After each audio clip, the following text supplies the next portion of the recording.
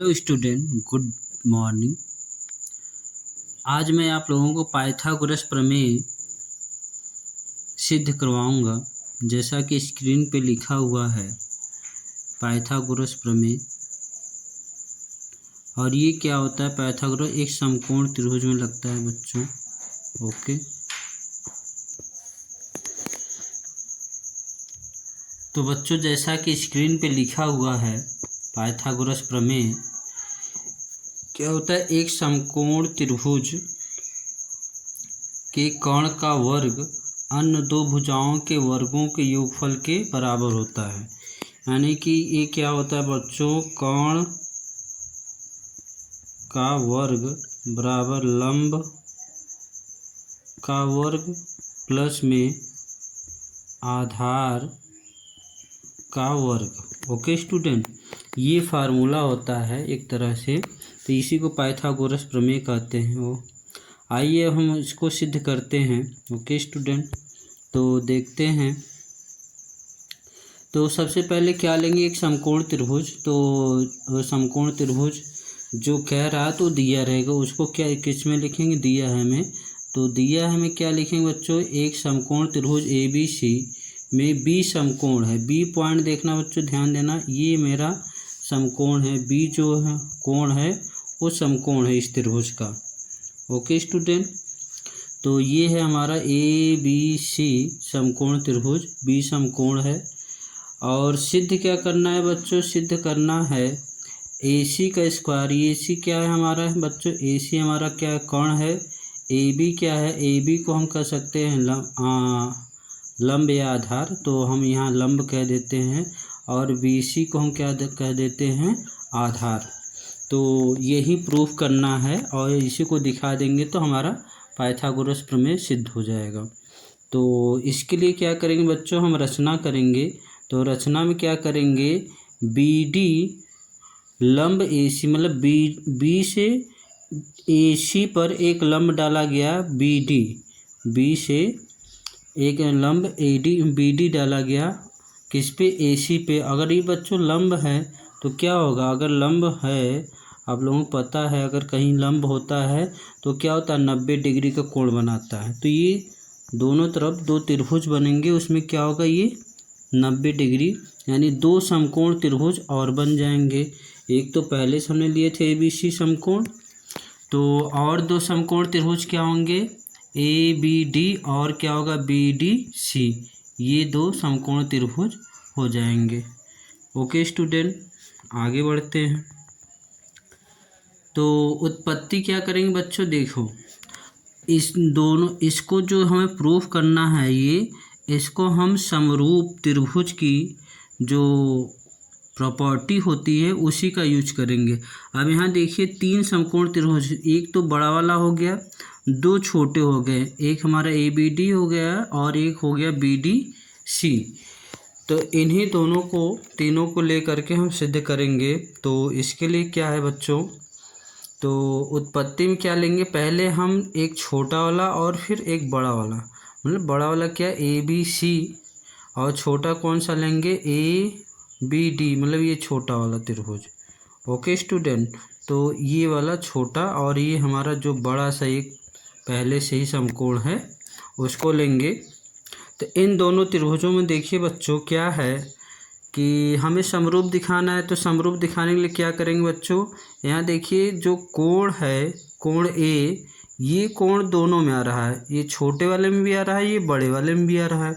तो आप लोगों को पता है समकोण त्रिभुज में अगर दो समकोण त्रिभुज हैं तो उनमें क्या होता है? एक कोण क्या होता है? समकोण, यानी 90 डिग्री। तो दूसरा क्या हो गया बच्चों? देखो, दूसरे में क्या दिखाएंगे कि कोण ए डी बी, इसका कोण ए बी डी ये 90 है। और बड़े वाले में कौन सा ऑलरेडी 90 दिया है? कोण बी। कोण बी को क्या लिखा है? A B C. तो ये हमारा क्या होगा? प्रत्येक कोण 90 डिग्री, इसलिए ये दोनों क्या होंगे? बराबर। और आप लोगों को पता है बच्चों, जब दो समरूप त्रिभुज में दो कोण बराबर हो जाते हैं, जब दो कोण बराबर हो जाते हैं तो दोनों त्रिभुज क्या होता है? समरूप।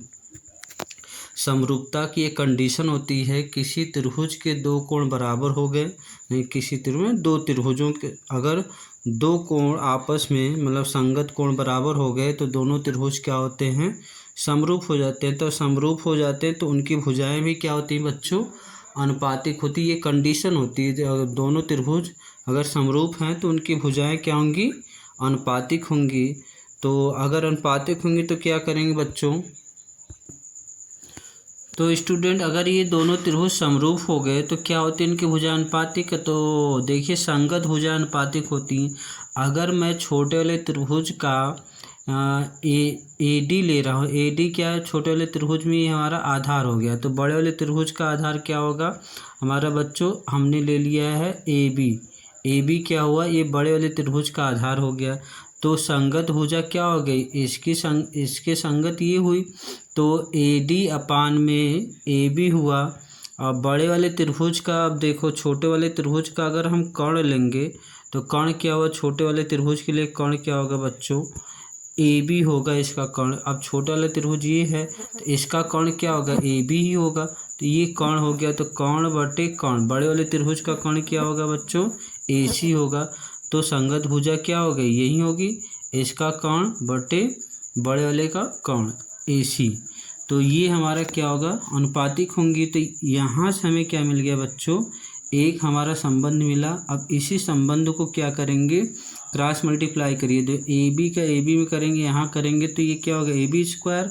फिर क्या करेंगे बच्चों, ए सी का ए डी में करेंगे तो क्या हो जाएगा, A D into A C, cross multiply. तो ये हमारा एक समीकरण यहाँ मिल गया। अब इसको हम थोड़ा चेंज करके लेफ्ट साइड लिख लिए हैं। तो ये हमें समीकरण क्या मिला, ए बी स्क्वायर बराबर A D into A C, first समीकरण देंगे।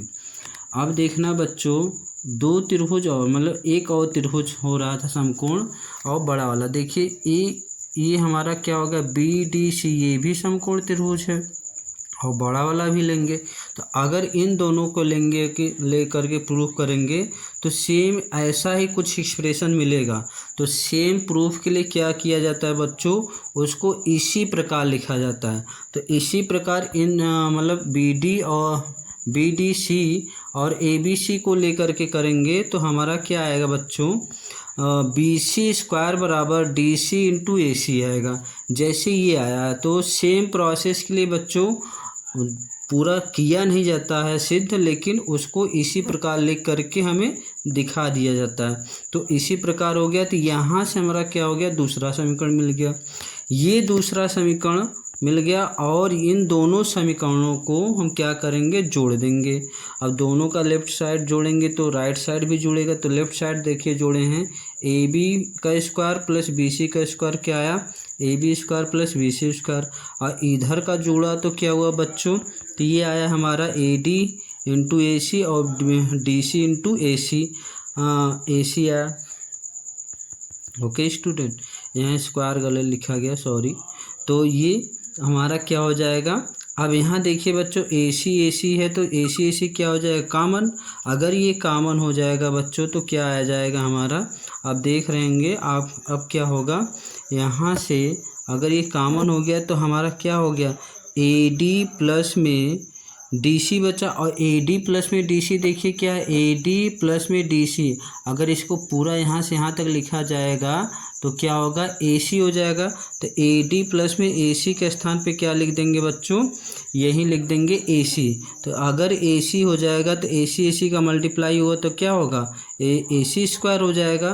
तो इस तरह से हमें क्या मिल गया बच्चों, ए बी का स्क्वायर प्लस बी सी का स्क्वायर बराबर ए सी का स्क्वायर। ये दिख रहा होगा आप लोगों को, ए सी का स्क्वायर।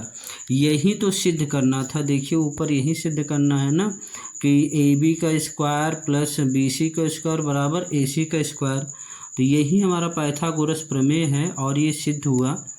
ओके स्टूडेंट, तो अब आप लोगों से ये रिक्वेस्ट है कि please share and subscribe my channel and press the bell icon to get new notification of my video. Okay student, thank you.